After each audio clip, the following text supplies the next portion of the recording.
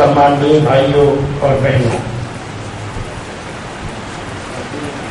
ये कोई बताने की जरूरत नहीं है कि शैतान का स्वभाव होता है तोड़ने का और साधु का स्वभाव होता है जोड़ने का। सड़क पे अगर कोई आदमी गिर जाए तो सब लोग दौड़ पड़ते हैं। कोई ये नहीं देखता कि ये हिंदू है, मुसलमान है, सिख है, ईसाई है, जैन है, पहले उसको उठाते हैं। ऐसा क्यों? क्योंकि हम पहले इंसान हैं, बाद में हिंदू, मुसलमान, सिख, ईसाई, जैन।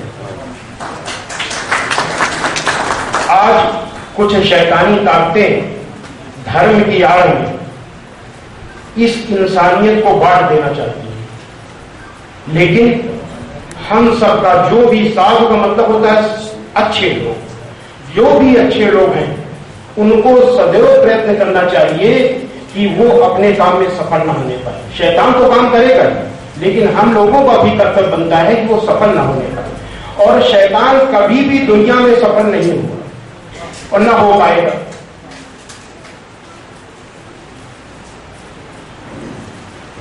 मैं जिस गांव में पैदा हुआ उसमें 2-4 मुस्लिम भाइयों के घर थे। इस्लाम के बारे में मैं कुछ नहीं जानता था। 14 साल की उम्र में कानपुर से मैं इलाहाबाद गया पढ़ने के लिए। जो 11वीं में हमने एडमिशन लिया तो जो साइंस का प्रैक्टिकल होता उसमें सैयद इकराम हुसैन साहब एक थे, वो हमारे पार्टनर बने। 2-2 लड़कों को रखा जाता था। तो एक बार मैं इकराम हुसैन साहब के यहाँ गया। वो इलाहाबाद में सागर सब्जी मंडी मोहल्ले में रहते थे। तो जैसे ही मिल करके लौटने लगा वैसे ही पता चला दंगा हो गया। चुनाव का टाइम था और चुनाव के टाइम में ये बहुत होता है। मस्जिद में किसी ने गंदी चीज फेंकी, किसी ने मंदिर में गंदी चीज फेंकी, बस दंगा हो गया बिना सोचे समझे। तो इकराम साहब ने कहा कि त्रिपाठी जी, हम आपको जानसिंहगंज एक सड़क है घंटाघर के सामने, उसके इस तरफ मुस्लिम भाई रहते हैं, उस तरफ हिंदू रहते हैं। जानसिंहगंज में हम आपको छोड़ देते हैं, आप अकेले मत जाइए।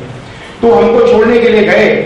जो जानसिंहगंज की सड़क है उसके पहले क्रिकेट का मैदान था, उसमें 100-200 नौजवान लड़के खड़े थे और वो नारा लगा रहे थे, नारे तकबीर, अल्लाहू अकबर।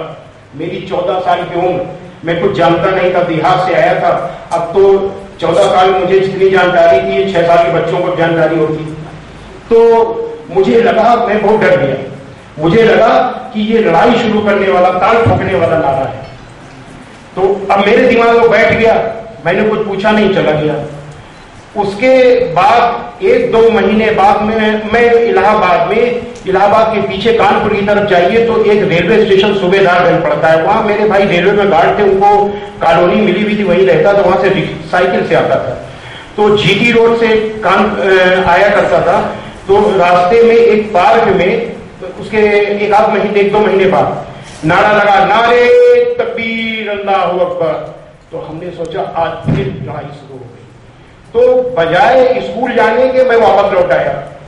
तो हमारे भाई ने पूछा कि क्या हुआ? हमने कहा वहां झगड़ा हो रहा है, शुरू हो गया, फिर दंगा शुरू हो गया। तो वो सोचे हो गया होगा। बाद में उन्होंने पूछा कि अखबार में तो नहीं निकला। हमने कहा नारे तकबीर, अल्लाहू अकबर लग रहा था, नारा लग रहा था लड़ाई का। खैर वो भी चुप हो गए। मैंने उसके बाद उस रास्ते को ही छोड़ दिया। मैं कैंट हो करके सिविल लाइन से इंग्लो बंगाली इंटर कॉलेज में आने लगा। बाद में जब थोड़े दिन मैं वहां रुका और वहां अजान की आवाज जब सुनता था तो अल्लाहू अकबर, तब मुझे लगा कि ये शायद अकबर बादशाह का नाम लेते हो। कुछ समझ में नहीं आया। मैं अभी तक नहीं जानता। मैंने किताब द हिस्ट्री ऑफ इस्लामिक ट्रेडिज्म लिखी, तब तक मुझे नहीं मालूम था कि अल्लाह अकबर का मतलब क्या होता है। लेकिन बाद में जो हमने ये सोच करके कि जो मैंने किताब लिखी है वो कहीं कोई गड़बड़ तो नहीं है, फिर से इस्लाम को जब शुद्ध मन शुद्ध तन से मैंने इस्लाम को पढ़ा, तब मुझे पता चला कि इसका मतलब होता है अल्लाह सबसे बड़ा है। जब मुझे मालूम हुआ तो मुझे बड़ी हंसी आई और मुझे लगा कि ये संसार का सबसे अच्छा नारा है। इससे अच्छा नारा कोई है ही नहीं दुनिया का। सारा वेद उपनिषद का सार इस नारे में समाया है। श्वेताश्वतरोपनिषद वेद का जो ज्ञान कांड है, जिसमें ज्ञान की बातें हैं, उसको उपनिषद कहते हैं। उसकी एक बड़ी महत्वपूर्ण उपनिषद है श्वेताश्वतरोपनिषद। उसके अध्याय 4 का 19वां श्लोक है नयन मूर्धम न तिर्यंचम न मध्ये परिजगृहत न तस्य प्रतिमा अस्ति यस्य नाम महद्देशः।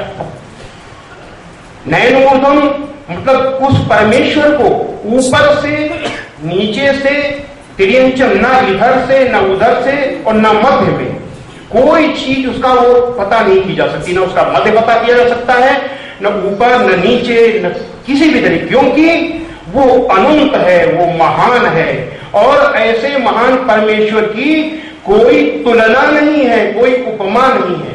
न तस्य प्रतिमा अस्ति, यानी उसकी कोई आप बता नहीं सकते कि ये ऐसा है, उसकी कोई उपमा, कोई वो अतुलनीय है, वो अद्वितीय है। श्वेता शतरोपनिषद में ये परमेश्वर के बारे में कहा गया है। लेकिन यहां क्या है, यहां हम देखते हैं कि कई जिंदा इसी हमारे देश में परमेश्वर घूम रहे हैं, कहते हैं ईश्वर। 2-3 कुछ साल पहले एक ईश्वर मर गया, अभी 6 महीने पहले उत्तर प्रदेश में एक ईश्वर मर गया। तो ऐसे ईश्वरों के बारे में क्या कहा गया है श्रीमद् भगवद गीता में? श्रीमद् भगवद गीता के अध्याय 9 का 11वां श्लोक है, अविजानन्ति मामूढ़ाम मानुषीम तन्माशितम परम भावम जानतो मम भूत महेश्वरम। मेरे अजन्मा, यानी जिसका जन्म न हो, जो पैदा न हो, मेरे अजन्मा अविनाशी, जिसकी कभी मौत ना हो, मेरे अजन्मा और अविनाशी होने के परम भाव को न जानने वाले अज्ञानी लोग, उनको अज्ञानी कहा गया, जो लोग नहीं जानते, लाइल अज्ञानी लोग मुझ संपूर्ण ब्रह्मांड, ब्रह्मांड यूनिवर्स को कहते हैं, संपूर्ण ब्रह्मांड के ईश्वर को मनुष्य इंसान मानते हैं, मनुष्य का शरीर धारण करने वाला मानते हैं, यानी इंसान मानते हैं। कौन लोग? जो अज्ञानी हैं, क्योंकि मेरा जन्म नहीं होता, मेरी मृत्यु नहीं होती। ये श्रीमद् भगवद गीता के अध्याय 9 का 11वां श्लोक है। फिर परमेश्वर है कैसा? श्वेता शतरोपनिषद के अध्याय 6 के 8वें श्लोक में है कि न तस्य कार्यम करणम च विद्यते न तत्समश्चाभ्यति कश्चित् दृश्यते। उस परमेश्वर के शरीर और इंद्रियां नहीं है। इंद्रियां किसको कहते हैं? नाक, कान, मुख, जीवा, आंख, त्वचा, स्पर्श की शक्ति। तो ये जो 5 इंद्रियां हैं उस परमेश्वर की ये नहीं है, न शरीर है न इंद्रियां हैं, क्योंकि वो खाने पीने सूंघने इस सब की चीजों से परे है। उसको इस सब की कोई जरूरत नहीं है, उसको स्पर्श के आनंद की जरूरत नहीं है, उसको उसके पत्नी नहीं है, उसको कोई आवश्यकता नहीं, क्योंकि वो आनंद का स्रोत है, आनंद उसी से निकलता है, आनंद का वही भंडार है, उसको किसी चीज की आवश्यकता नहीं है। इसीलिए कहा गया है न तस्य कार्यम करणम च विद्यते न तत्समश्चाभ्यति कश्चित् दृश्यते। उसके बराबर अथवा उससे बढ़कर भी ब्रह्मांड में कोई दिखाई नहीं दे रहा। वो परमेश्वर अतुलनीय और अद्वितीय है। आगे फिर कहा गया है केनोपनिषद, एक बहुत महत्वपूर्ण उपनिषद है केनोपनिषद के खंड 1 का 6वां श्लोक है, यच्चक्षुषा न पश्यति येन चक्षुंषि पश्यति तदेव ब्रह्म त्वं विद्धि नेदं यदुदं पासते। यच्चक्षुषा न पश्यति येन चक्षुंषि पश्यति, जिसे इन आंखों से देखा नहीं जा सकता, बल्कि जिसकी सहायता से आंखें देखती हैं, उसी को तू ब्रह्म जान। और जिस इस अलग अलग ईश्वर की लोग उपासना करते हैं वह ईश्वर नहीं है, एकदम साफ साफ दिखाओ। लेकिन लोगों ने धर्म के नाम पर लोगों ने आंख कान सब बंद कर रखा है। जिसने कह दिया कि मैं ईश्वर हूं उसको ईश्वर मान लिया, बिना कुछ सुने, कोई विवेक नहीं, कुछ नहीं। सबसे ज्यादा जरूरत है धर्म के मामले में विवेक की, सबसे ज्यादा जरूरत है, लेकिन वहीं पर विवेक खो देते हैं लोग। तो यही चीज कुरान मजीद में है। कुरान मजीद के सूरा 6 की आयत नंबर 103 बिल्कुल ऐसे ही है। नजरें उसे नहीं पा सकती बल्कि वही नजरों को पा लेता है। बिल्कुल उसी का अनुवाद, नजरें उसे नहीं पा सकती बल्कि वही नजरों को पा लेता है। सूरा 6 की आयत नंबर 103 है। आगे श्वेता शतरोपनिषद अध्याय 6 का 9वां श्लोक है, सकारणम सकारणम करणाधिपाधिपो न चास्य कश्चित जनिता न चाधिपा। सकारणम करणाधिपाधिपो न चास्य कश्चित जनिता न चाधिपा। वो ब्रह्मांड की जितनी भी चीजें हैं, यूनिवर्स, पूरे यूनिवर्स को पैदा करने वाला और उसका मालिक है, लेकिन उसका पैदा करने वाला और उसका मालिक कोई नहीं है। यही है लम यलिद वलम यूलद वलम यकुल लहू कुफुवन अहद। न वो किसी का बाप है और न किसी का बेटा, और उसके समकक्ष भी कोई नहीं, उसकी बराबरी करने वाला कोई नहीं। फिर ब्रह्म है क्या? तो ब्रह्म श्रीमद् भगवद गीता में अर्जुन श्री कृष्ण जी से पूछते हैं कि किम तत् ब्रह्म। ये अध्याय 8 के पहले श्लोक में है, किम तत् ब्रह्म, वो ब्रह्म क्या है? तो श्री कृष्ण जी ये नहीं कहते कि वो ब्रह्म मैं हूं, समझने की जरूरत है। साफ साफ लिखा हुआ श्रीमद् भगवद गीता में किम तत् ब्रह्म। तो श्लोक 3 में जवाब देते हैं श्री कृष्ण जी, अक्षरम ब्रह्म परमम, परम अक्षर ब्रह्म है। आगे फिर उसी के अध्याय 8 के ही 13वें श्लोक में कहते ओम इत्येकाक्षरम ब्रह्म। ओम नाम का परम अक्षर ही ब्रह्म है। ओम है क्या? ओम का उच्चारण औम, अकार, उकार और मकार से ओम बनता है। शास्त्र में कहा गया है अकारे संस्थितो ब्रह्मा, उकारे विश्वदासिता, मकारे संस्थितो रुद्रस्ततोस्यांतः परात्परः। यानी अकार ब्रह्मा, यानी ब्रह्मा का क्या है काम? क्रिएशन, पैदा करना, यानी वो परमेश्वर पैदा करने वाला है। उकार से वह परमेश्वर विष्णु है, यानी वो पालन करने वाला है। मकार से वह परमेश्वर प्रलय लाने वाला है, यानी क़यामत लाने वाला है। वही परमेश्वर है जो पैदा करता है, पालन करता है और विनाश करता है। जन्म और मृत्यु का वही मालिक है। ये है ओम का मतलब। तो ऐसा है परमेश्वर। कुल मिलाकर के परमेश्वर के बारे में आया कि वो अजन्मा, अविनाशी, निराकार, सर्वशक्तिमान और अद्वितीय, अतुलनीय है। उसका न कोई बेटा है न कोई बेटी।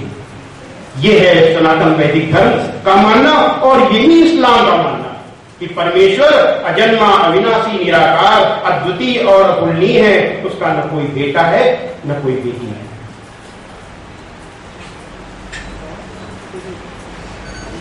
तो इस जो बुनियादी तौर पे इस्लाम और सनातन वैदिक धर्म में जितनी समानता है किसी में नहीं। हालांकि किताबिया जो धर्म है, किताबिया भाई कहा गया है यहूदियों को, ईसाइयों को, लेकिन वहां भी बेटा और बेटी है। सूरह नूह की आयत नंबर 30 में है कि यहूदी कहते हैं कि उजैर अल्लाह के बेटे हैं और ईसाई कहते हैं कि मसीह अल्लाह के बेटे हैं। वहां भी बेटा है, लेकिन केवल सनातन वैदिक धर्म में बेटा और बेटी है। तो जो अभी हमने ओम बताया, ओम और अल्लाह में इतनी समानता है। आप देखिए, एक तरफ ओम रखिए, एक तरफ अल्लाह रखिए, और आप ध्यान दीजिए कि थोड़ा बहुत इधर उधर करिए, बिल्कुल समानता है। बिल्कुल थोड़ा बहुत इधर उधर करिए, ओम और अल्लाह एक ही तरीके से। और अर्थ में ओम का अर्थ होता है परम कल्याणकारी परमेश्वर। क्यों? क्योंकि वही सब कुछ करने वाला है, वही पैदा करने वाला, वही पालन करने वाला, वही अंतिम समय का न्याय करने वाला। तो वो परम कल्याणकारी है। और परम कल्याणकारी किसको कहते हैं? जो सबसे बड़ा कृपालु और दयालु। यानी कुल मिलाकर के उसका भावार्थ हुआ कृपाल, अत्यंत कृपाल, बड़ा कृपाल और अत्यंत दयालु परमेश्वर। लेकिन ये ओम जब किसी भी मंत्र के आगे लगा दिया जाता है तो उसका मतलब हो जाता है शुरू करता हूं परमेश्वर के नाम से जो बड़ा कृपाल और अत्यंत दयालु है। ये जब ओम मंत्र के शुरू में लग जाता है, यही है बिस्मिल्लाहिर्रहमानिर्रहीम। बुनियाद है इस्लाम की ला इलाहा इल्लल्लाह। परमेश्वर के सिवा कोई मुझे यूनिवर्सल ट्रूथ है, संसार का सबसे बड़ा सत्य। सनातन वैदिक धर्म का सबसे पुराना ग्रंथ जो है ऋग्वेद है। वो दुनिया का सबसे पुराना ईश ग्रंथ है। ऋग्वेद के मंडल 1 सूक्त 7 का 10वां मंत्र है, इंद्रम वो विश्व तस्परि हवा महे जनेभ्य अस्माकम अस्तु केवला। ऐ मनुष्यों, तुमको अत्यंत उचित है, यानी तुमको जरूरी है कि मुझ परमेश्वर को छोड़कर किसी दूसरे देव को कभी मत मानो, क्योंकि एक मुझको छोड़कर कोई दूसरा ईश्वर नहीं है। इसको संक्षेप में कर दीजिए, इसको संक्षेप में करिए तो यह है कि एक परमेश्वर के सिवा कोई पूजनीय नहीं है। ला इलाहा इल्लल्लाह। पहली सूरे फातिहा और गायत्री मंत्र में बिल्कुल दोनों का भावार्थ एक है। गायत्री मंत्र क्या है? ओम भूर्भुवः स्वः तत्सवितुर्वरेण्यं भर्गो देवस्य धीमहि धियो यो न प्रचोदयात्। इसका मतलब है ओम शुरू करता हूं परमेश्वर के नाम से जो बड़ा कृपालु और अत्यंत दयालु है,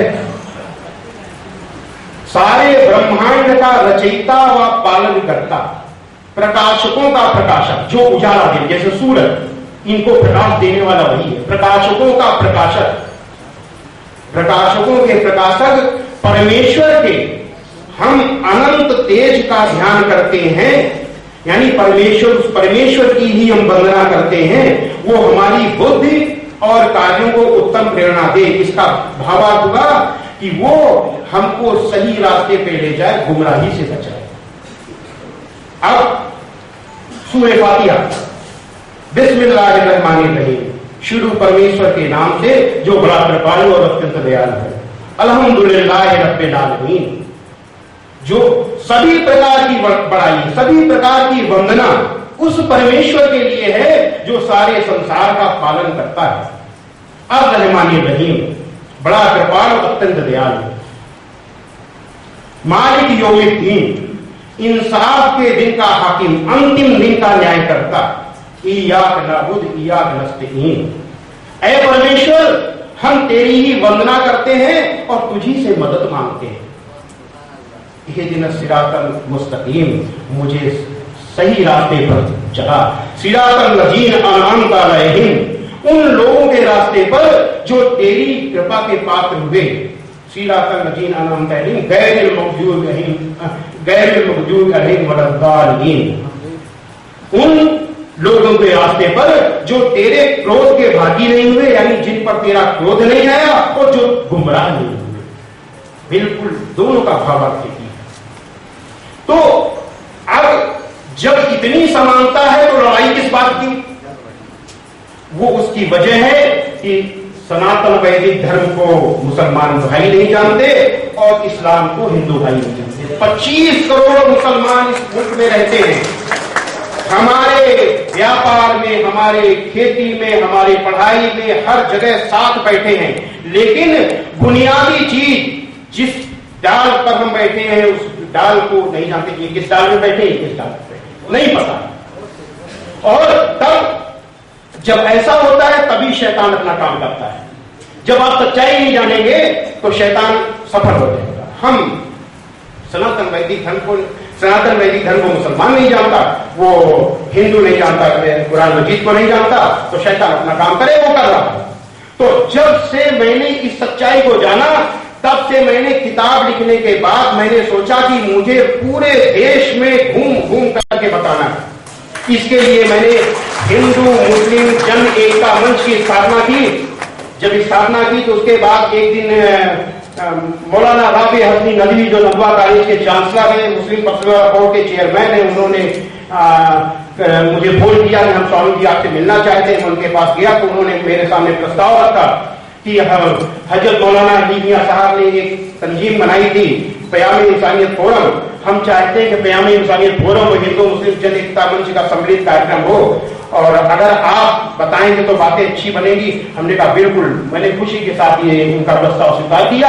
तब से 60-70 जगह कार्यक्रम हो चुके हैं और लगातार चल रहे हैं। लेकिन साथ ये भी है कि ये जो हिंदुओं मुसलमानों के बीच जो भेद है, ये भेद यहां क्यों है?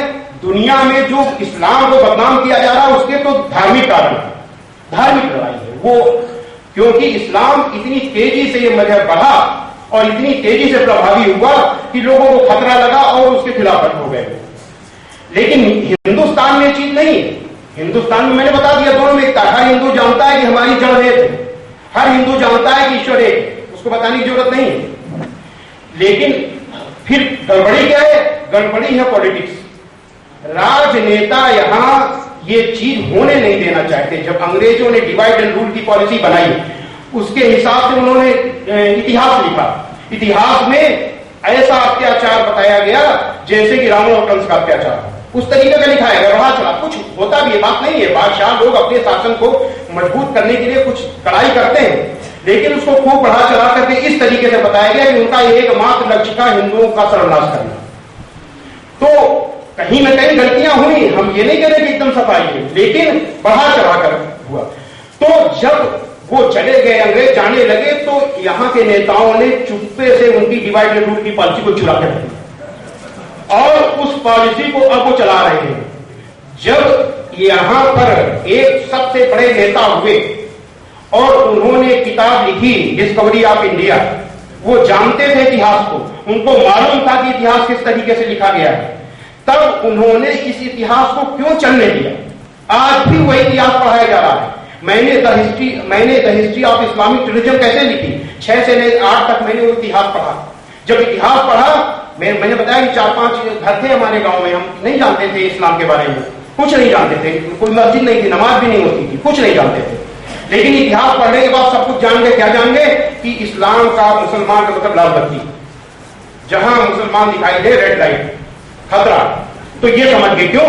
मेरे छोटे से दिमाग में, छोटे से बच्चे मिट्टी, कच्ची मिट्टी में ये नफरत कर गई उसको पढ़ करके। आज उसकी क्या जरूरत है पढ़ाने की? क्यों पढ़ाया जा रहा है?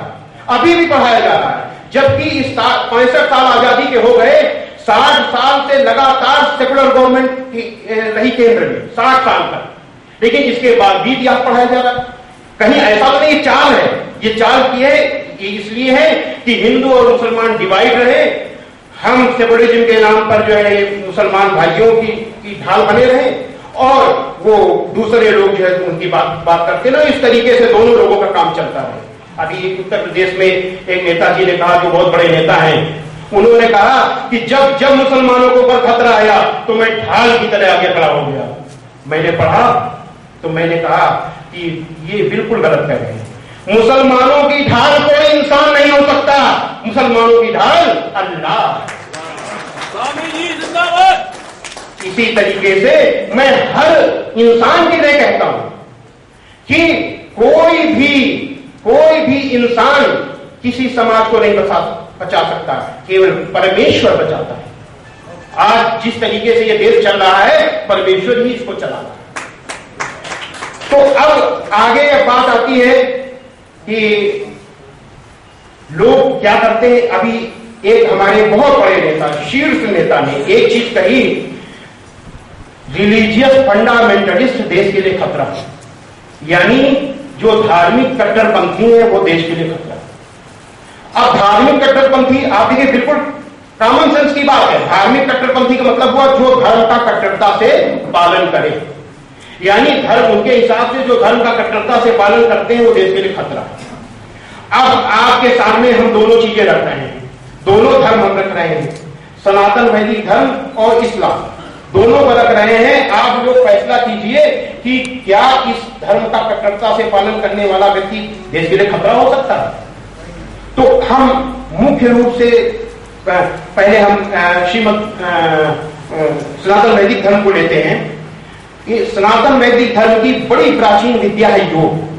योग के 8 अंग हैं, यम, नियम, आसन, प्राणायाम, प्रत्याहार, धारणा, ध्यान, समाधि। ये 8 सीढ़ियां हैं योग की। जब समाधि में आ जाता है, परमेश्वर से जब मिल जाता है, परमेश्वर से जब उसका जो है एकदम उसके नजदीक हो जाता है, तो वो शुद्ध बुद्ध खोल बैठता है, इसीलिए कहते हो समाधि में आते हैं। तो ये अंतिम सीढ़ी है समाधि। पहली सीढ़ी क्या है? यम। और यम के 10 भाग हैं, 10 हिस्से हैं। क्या है? अहिंसा, सत्यम, अस्तेयम, ब्रह्मचर्यम, दयाजम, क्षमा, धृतिर, मिताहारा, शौचम, जयु, यमा। 10 यानी अहिंसा। अहिंसा का मतलब है मन, वचन, कर्म से किसी को किसी भी तरीके का दुख न पहुंचाना। ये पहला पार्ट है अहिंसा का। मतलब ना तो किसी को बुरा करने के लिए सोचो, न किसी के लिए बुरा बोलो और न किसी के लिए बुरा करो। ये अहिंसा सत्यम। अब देखिए दूसरा कितना, परमेश्वर से मिलने के लिए सत्य का होना भी जरूरी है। सत्य का मतलब सत्य बोलना नहीं, वो एक हिस्सा है। असल सत्य परमेश्वर एक है और वही पूजा के योग्य है। ये दूसरा अहिंसा सत्यम अस्तेयम, उसका लालची न होना। सही अहिंसा सत्यम अस्तेयम ब्रह्मचर्य, और ब्रह्मचारी होना। ब्रह्मचारी का मतलब ये नहीं कि शादी न करो लंगोटा बांध करो। ब्रह्मचारी का मतलब है कि अपनी पत्नी को छोड़कर संसार की दूसरी महिलाओं को अपनी मां बहन बेटी समझे। अहिंसा सत्यम अस्तेयम ब्रह्मचर्यम दयाजोम, दया होना, उसको उसके दया होनी चाहिए। आजोम, उसके सरलता, मतलब बहुत सरल सीधा सादगी होनी चाहिए।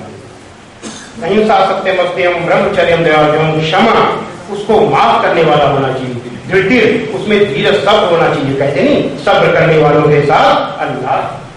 तो क्षमा धृतिर मिताहारा, क्षमा धृतिर मिताहारा। मिताहारा मतलब कम खाने वाला होना चाहिए।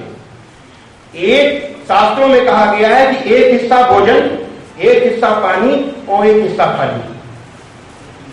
तो जो इस तरीके से भोजन करेगा वही ईश्वर को पा सकता है, और ज्यादा भोजन वाला आलसी हो जाता है वो ईश्वर को नहीं पा सकता, ईश्वर के नजदीक जा नहीं सकता। तो अहिंसा सत्यम अस्तेयम ब्रह्मचर्यम दयाजोम क्षमा धृतिर मिताहारा शौचम, शौच अंदर बाहर दोनों की शुद्ध, मन भी शुद्ध हो तन भी शुद्ध हो। ये नहीं खूब नहाया धोया साबुन लगा लगा करके और बाहर बैठ के किसी चुगली करने। तो मन भी शुद्ध हो तन भी शुद्ध हो, किसी के बारे में कोई चीज एकदम बिल्कुल शुद्ध होना चाहिए। ये 10 अंग हैं परमेश्वर को पाने की पहली सीढ़ी। कितने अच्छे हैं, अगर इनको कोई आदमी मान ले तो वो कितना अच्छा आदमी का कहा जाएगा। क्या ऐसा आदमी देश के लिए खतरा हो सकता है? आप ही बताइए, कहीं से भी खतरा हो सकता है देश के लिए। अब आप क्या कहेंगे? आप कह रहे हैं रिलीजियस फंडामेंटलिस्ट देश के लिए खतरा है। अब हम इस्लाम पे आते हैं। इस्लाम पर हम विस्तृत बोलेंगे, इसलिए बोलेंगे कि सारी दुनिया में इस्लाम को टारगेट बनाया गया है। आज इस्लाम का मतलब बना दिया गया है टेररिज्म, और कभी मैंने भी उसको भ्रमित होकर के इस्लामिक टेररिज्म की बात की थी, इसलिए हम थोड़ा सा उसमें विस्तृत बोलेंगे। तो अब इस्लाम की बात हम कुरान से, कुरान मजीद से, और आप हजरत मोहम्मद सल्लल्लाहु अलैहि वसल्लम की करनी से इस सबसे बताएंगे। सूरा 3 की आयत नंबर 134 है। जो लोग तंगी और खुशहाली के हर हाल में अच्छे कामों के लिए खर्च करते हैं, जो लोग खुशहाली और तंगी की हर हालत में अच्छे कामों के लिए खर्च करते हैं और क्रोध को रोकते हैं, गुस्सा को रोकते हैं और क्षमा करते हैं, ऐसे लोग अल्लाह को प्रिय हैं जो ऐसा अच्छे से अच्छा काम करते हैं। कितनी बढ़िया बात है। चाहे तंगी हो चाहे खुशहाली हो, अच्छे कामों के लिए खर्च करो, अपनी सीमा के अंदर खर्च करो, क्रोध को न करो, क्षमा करो। इस्लाम का तरीका क्षमा है, माफी। लेकिन आज मुसलमान, अधिकांश मुसलमान भाइयों में ये चीज है नहीं। इस्लाम का तरीका माफी। आगे कितनी न्याय, कितना सर्वोच्च न्याय है। सूरा 5 की आयत नंबर 8 में है, ऐ ईमान वालों, खुदा के लिए इंसाफ की गवाही देने के लिए खड़े हो जाया करो, तो लोगों की दुश्मनी तुमको इस बात के लिए तैयार न करे कि इंसाफ छोड़ो। कितनी अच्छी बात है, यानी दुश्मन के लिए भी इंसाफ की गवाही देने के लिए खड़े हो जाया करो। उसकी दुश्मनी तुमको इस बात के लिए राजी न करे कि तुम सोचो दुश्मन है उसकी गवाही नहीं देंगे। इससे बढ़िया बात और क्या हो सकती है? कोई नहीं हो सकती है। अभी हमने अहिंसा का बताया कि योग की का पहली सीढ़ी यम, और यम का पहला भाग अहिंसा। वैसे ही अहिंसा मौजूद है, मन वचन कर्म से अहिंसा कुरान मजीद में मौजूद है। मन से कैसे है? सूरा 28 की आयत नंबर 83, परमात्मा यानी परमेश्वर वादा करता है क्या वादा करता है कि हम लोग परलोक का घर यानी जन्नत का घर उन लोगों के लिए विशेष कर देंगे जो धरती में जुर्म और फसाद करने का इरादा नहीं करते। इरादा मतलब दिमाग में भी नहीं आता, ये मन से अहिंसा आदेश है। और अपने हिंदू भाइयों को हम बता दें कि कुरान मजीद में जो अल्लाह के आदेश हैं उनको मानने या न मानने के लिए एक मुसलमान स्वतंत्र नहीं है, उनको मानने के लिए बाध्य है। ना माने अलग बात है, लेकिन वो बाध्यता है, मानने के लिए बाध्य है। और अगर वो उसके विपरीत जाता है तो मुसलमान नहीं। तो उस कुरान मजीद में जो सबसे प्रथम किताब है जिसमें अल्लाह के आदेश है उसमें है मन से अहिंसा। सूरा 28 की आयत नंबर 83 कि हम परलोक का घर उसको विशेष कर देंगे जो धरती में जुल्म और फसाद करने का इरादा नहीं रखते। अब वचन से सूरा 41 की आयत नंबर 34, भलाई और बुराई बराबर नहीं हो सकती, भलाई और बुराई बराबर नहीं हो सकती, तो लोगों की सख्त बातों का ऐसे तरीके से जवाब दो जो बहुत अच्छा हो। ऐसा करने से तुम देखोगे कि जिसमें और तुम में पहले दुश्मनी थी अब वो तुम्हारा गहरा दोस्त है। ये वचन से है इंसान, मन वचन। अब कर्म से सूरा 5 की आयत नंबर 32, जिस किसी ने एक निर्दोष का कत्ल किया तो मानो उसने सारे इंसानियत का कत्ल कर दिया, सारे इंसानों का कत्ल कर दिया। और जिसने एक निर्दोष को बचाया तो मानो उसने सारे इंसानों को जीवन प्रदान किया। इससे बढ़िया बात क्या? अब कहां है कि इस्लाम निर्दोषों की हत्या करता है? कहां है? इस्लाम निर्दोषों की हत्या करने के लिए कितनी कड़ी चेतावनी जारी करता है कि अगर एक निर्दोष को मार दिया तो सारे इंसानों को आपने मार दिया। लेकिन इसके बाद भी टेररिज्म से उसको जोड़ा जाता है। और सबसे बड़ी बात अभी बताया कि इस्लाम में ही हजरत मोहम्मद सल्लल्लाहु अलैहि वसल्लम ने अमल करके देखा था। कुरान मजीद की जो ये आयतें हैं वो आप पर उतरी, हजरत मोहम्मद सल्लल्लाहु अलैहि वसल्लम पर उतरी। उतरने के बाद आपके दिल में उतर गई और दिल से उतरने के बाद आपके कर्मों में उतर गई। सूरा 7 की आयत नंबर 199, ऐ मोहम्मद क्षमा की नीति अपनाओ। अल्लाह आदेश दे रहा है, ऐ मोहम्मद क्षमा की नीति अपनाओ और भलाई का हुक्म देते रहो और अज्ञानियों से किनारा कर दो। आपने अज्ञानियों से किनारा कर लिया। मक्का के जो लोग थे अज्ञानी थे, 13 साल तक समझाते रहे, नहीं समझ में आया, किनारा कर लिया। और क्षमा की तो कोई मिसाल ही नहीं, कोई इसकी जो अल्लाह के रसूल सल्लल्लाहु अलैहि वसल्लम ने क्षमा की जो नीति अपनाई उसकी दुनिया में कोई मिसाल नहीं। बद्र की लड़ाई में 73 कैदी लाए गए, मस्जिद नबवी के खंबे में बांध दिए गए और उसके बाद काफी रात हो गई। एक सहाबी ने देखा कि अल्लाह के रसूल मस्जिद पर टहल रहे, बड़ी देर रात हो गई। तो उसने कहा, ऐ अल्लाह के रसूल आपने आराम नहीं फरमाया? अल्लाह के रसूल सल्लल्लाहु अलैहि वसल्लम ने जवाब दिया, इन कैदियों का कष्ट मुझे देखा नहीं जा रहा, ये कैदी नहीं सो रहे तो मैं कैसे सो सकता हूं? अल्लाह के रसूल सल्लल्लाहु अलैहि वसल्लम का आदेश, सड़कों पर तुरंत कैदियों के बंधन ढीले कर दिए गए। तब अल्लाह के रसूल सल्लल्लाहु अलैहि वसल्लम ने आराम किया।